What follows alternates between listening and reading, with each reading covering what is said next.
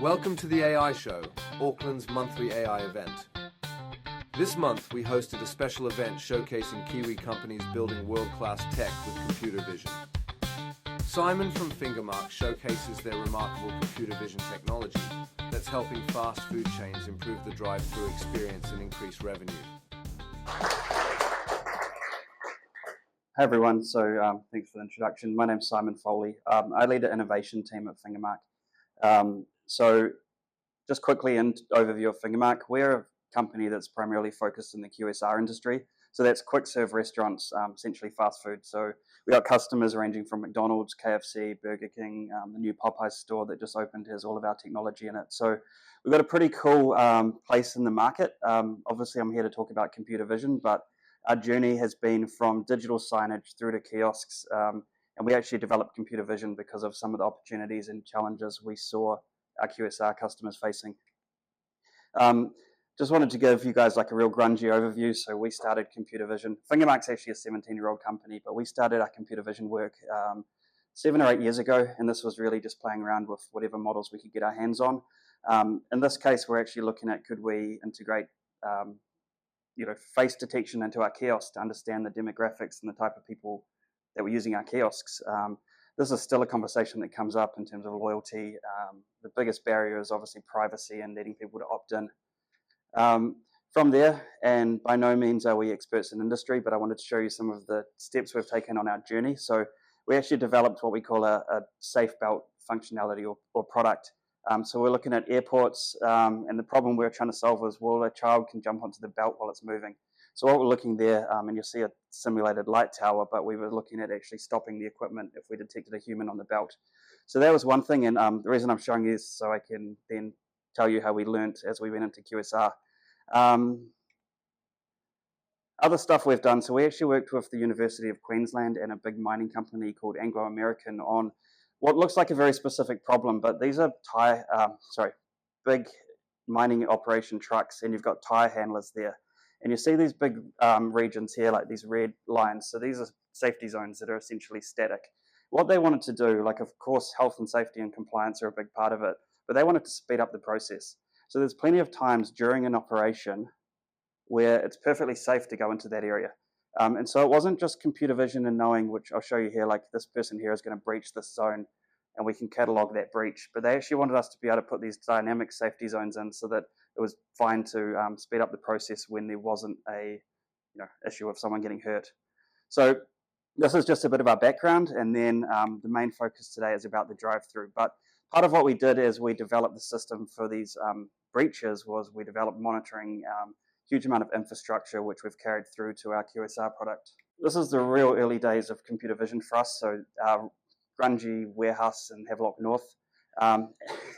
What we were doing here, we had cameras up on poles, and you can see here, and this is important, we were stitching the cameras together to try and capture the whole journey of a vehicle through the drive-through. We've got the green line and a red line at the back, which was us trying to track and time a journey of a car through a drive-through.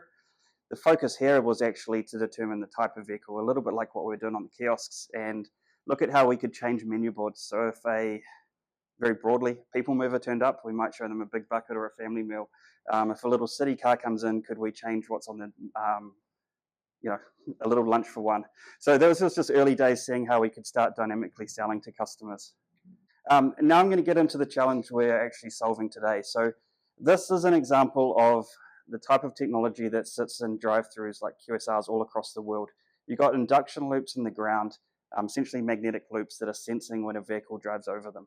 These things are incredibly delicate. They have problems if they don't detect cars. If you run a trailer over them, they may misdetect. And the example here is actually just to show you the type of struggles staff have. So here, they're not cheating the system, but probably it's not actually resetting when cars leave. So you see there, they actually dropped the teapot they're using to reset the loop. So computer vision can solve these problems. We look at what we're doing in drive-throughs in two ways. So one is we're really expanding the data set. Like previously, and for most drive-throughs, you've got a loop at the order point, the payment point, and the delivery window. So these staff in stores are KPI'd, pushed to excel and hit speed of service targets. But what they've been tracking is not the true speed of service, and it's not the journey that a customer actually goes through. With computer vision, we're able to start the journey, well, where the journey starts. So either at sort of a demarcation point where the drive-through starts from the car park, or as we're expanding our features, we're now looking at like literally ingress to egress from the road. So we're giving them a lot more data to work with, and we're actually tracking, the true speed of service. I showed you before what we were doing in our warehouse. We were stitching cameras together. We're no longer doing that. We're using something which we call multi-camera tracking, or we deem it to be vehicle identification. So we're putting cameras up throughout the drive-through. They don't need to overlap, and they just need to get broad coverage of all of the points of interest. What we do there is we actually uniquely re-identify a vehicle as it comes from one camera to the other. We do that using computer vision and all the inferencing. We're not using anything like license plate detection. Initially, we stayed away from that for privacy reasons. As we've gone into the US, it's been a huge help because I think half of the states in the US, you don't have a front-facing license plate. So it's really been valuable that we can detect and track cars across multiple frames. But that's kind of our secret sauce. We've been working with Nvidia. Multi-camera tracking is still a really tough problem to solve. So apart from tracking more of the journey, what we're able to do with computer vision is track details of the journey. So here we've got an example of a vehicle that's at a delivery window. Previously, all you'd know was that the vehicle sat there for 30 seconds. That would be your data point. Now we're able to break down what we call human-vehicle interactions. So this is actually, when is a team member interacting, passing food, taking payment from a vehicle? So we break down, like each journey has the start and end of each interaction. So we can start to say, well, how many interactions were there? How long did they take? And then where you can drive performance is understand like the gaps. So on average, vehicles are sitting for 12 seconds before you even interact with them. Well, that's time wasted. And then on the other end, after the last interaction, why are cars not leaving? That drives you to look at issues such as order accuracy. Are they checking their bags? Did they get their wrong meal last time? So it's that kind of data that, expanding the data set lets us really break it down. We're obviously capturing a huge amount of data. This graph at the top, it's just broken down by days, but we're looking at the average journey across the day, and the colors represent different sections of the drive-through. So you can see whether like, hey, the payment window was the bottleneck, or it's actually the start where cars are spending too long. And then we break it down into like, really minute details, which are interesting from a corporate level, but they're not particularly helpful in real time in a store. So what we do is we work really hard to try and make the data as simple as possible, break down and give staff in the moment a simple metric. One of our key customers recently, the way they deemed it, they said, we're democratizing data because we're allowing junior staff, less experienced people in the store to look at the dashboards and understand that there's a gap in performance. And so, these are busy environments. We don't want to overload them. We've got dashboards that are as simple as possible, but the work we're doing now is really around, let's take the dashboard away completely and just notify them when there's a problem. So we're using headsets, wearables, watches, and actually playing with some really cool sort of augmented reality tools throughout the drive-through.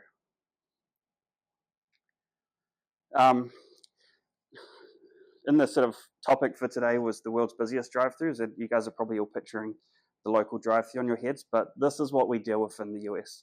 So we've got brands that are literally stacking 60, 100 cars in their drive-through in their busy hours.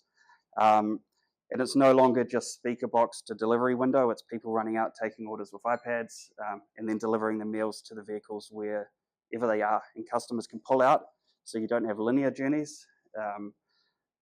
You have all sorts of chaos, and computer vision is able to actually individually detect each customer's journey.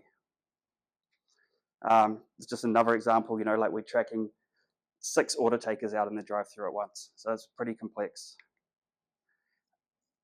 Kind of probably going to mention a similar type of scenario that you guys have heard in the previous talks, but basic architecture for IQ, everything's done on the edge. 5 or 6 years ago, there was a big push to try and process in the cloud, but the costs, the latency, and really the effort to run this band, this many cameras, we can be up to 20 cameras in a complex drive-through. So the edge is where we process everything. We use Nvidia GPUs, pretty much off-the-shelf technology, so nothing's too specialized. The cameras we use, you notice I put it sensors there because we are looking at other information throughout the store to kind of enhance our data set, but the cameras are basic IP cameras. So if a store already had security network and they've got cameras in the right place, we'll just hook in and use those. We obviously send all of our metadata up to the cloud and process it there, and we put stuff back to live dashboards. But the fact that we're just using really simple hardware is what makes it easy for us to scale it out. So computer vision is obviously cool when you train models and you spend a lot of time trying to get it right. But when it comes to actual practical applications, we've had to build a lot of tool sets and a whole platform out around this. So we've got obviously user-facing portals where customers are coming in, setting targets, changing notification settings, kind of managing their store level. And then we have kind of back-end config systems where we're like setting up cameras, drawing that green area is what we call an area of interest or a watch zone. That's where we actually want to track the vehicle because we don't want to use the whole frame, particularly when we're trying to timestamp certain interactions. The other thing we've had to build out is a whole lot of validation tools. So once you get to scale, I think we were at probably 10 McDonald's stores in Australia, and we thought we'd solved every problem. We thought we had the leading product, but it would have taken us to get to 100 stores to realize just how much we had to learn. And that really comes about from having to generalize your models, getting into more different conditions, climates. When we moved from Australia to the United States, we started detecting big Ford F-250 pickup trucks that our model didn't detect as a vehicle anymore because they were just too big and we hadn't seen them before. So every time we set up sites, we obviously have tools. So we can go and watch a whole journey and make sure we're tracking it accurately. And then on the right-hand side, this is us actually validating that our multi-camera tracking is working properly. This is the type of problem that we have to validate for. So we're obviously detecting vehicles. That's a reflection of a vehicle. So if we were telling a store you've got 2 cars in your drive-through lane when there's really only one. So this is a real thing our team have had to catch and retrain our model to. It's actually a mix of retraining models and then setting up the right zones. So there's parts of the frame that we don't want to see. Weather conditions, so rain, fog, snow, from sunny Australia to right the middle of North America, we've had to change for like various conditions. And then lastly on this, like pitch black because the lights went out, and how do we still track? So this is the type of thing you get once you actually scale out to the real world. Lastly, in terms of the product set here, I wanted to show you guys the monitoring tools we've put in place. So this actually comes from our learnings and the health and safety examples. What we've understood is that if we start giving data from a drive-through and say, hey, you had a bottleneck at the window, customers weren't leaving, the problem is probably back in the kitchen or somewhere else in the store. So when we're detecting events and anomalies, we're actually recording footage from all the cameras across the store and essentially turning IQ into a smart CCTV system. So what operators and team members can do is they can come in and look at specific events. They can highlight it, and then we'll run through all of the cameras simultaneously and look at, here's the problem we detected, and they can start to track where it was caused. What that's doing is it's allowing them to tag footage for training of their own staff, like, hey, here's a bunch of videos you guys should check out where we didn't do something right. But it's also creating a feedback loop for us to go and bring about new use cases. An example was we determined in one of our brands that whenever this happened, it's because you hadn't put the French fries down. Like, sounds very simple, but let's put a camera on the French fries, let's start tracking that, and let's get ahead of the problem. Let's start alerting you when you're about to face this issue.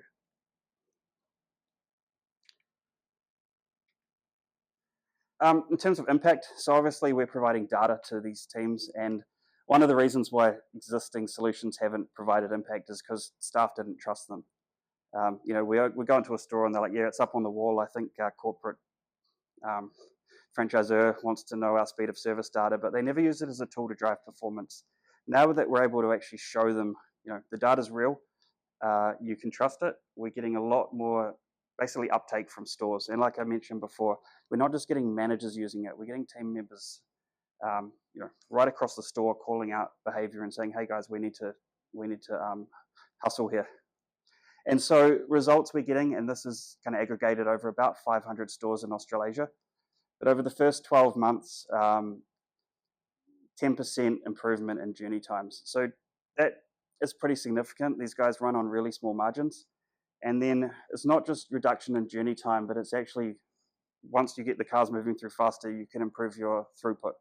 So this is just a basic example, but this is concentrating on a peak 15 minutes. But we've got on average stores moving from 30 to 40 cars in their peak 15 minutes. And so that translates to a pretty good bottom line for these guys. And one of the ways that's kind of achieved is through consistency. So again, this is looking at a whole lot of days and the average journey across time. And what you're finding is that they're really able to focus in like the peaks and troughs and get consistency and cadence, which is really what QSR is all about.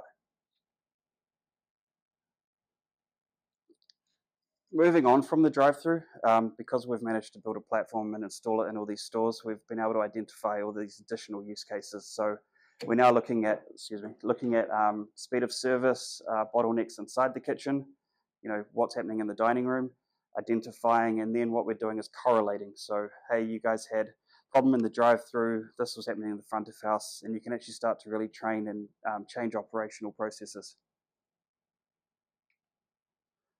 Lastly, I just wanted to touch on Nvidia GTC. So this is Nvidia's big worldwide conference that's held every year.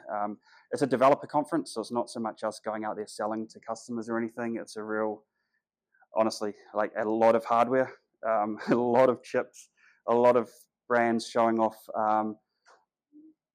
honestly, just machines. And we were there, we were invited, I believe we were the first New Zealand company, I might be wrong there, but we were able to present and showcase IQ on this, at this event. And for us, it was one of 5 companies around the world to showcase computer vision tech. Yep. So I mean, a lot of it's hardware focused, and obviously Nvidia is bullish, like they want people to buy their hardware. That's why they're hitting $3 trillion.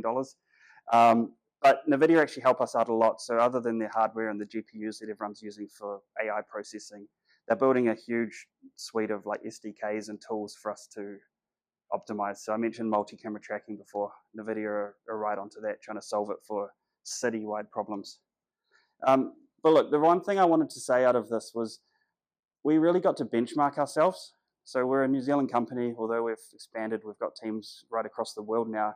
We've always been very humble, and we probably never looked at the platform we'd built and thought that it was world-class. Going to the show, looking at the other brands, other companies showing off stuff, and looking at Nvidia themselves, I have to say our developers came away a little bit disappointed in the sense that, it's 2 years away. Because these guys talk about stuff way before it's really ready. And so I just wanted to point that out. As a New Zealand company, we don't talk ourselves up enough. No New Zealand company does, but going here and actually benchmarking, we all come back going, wow, we've actually got something. And I think that's true for a lot of New Zealand.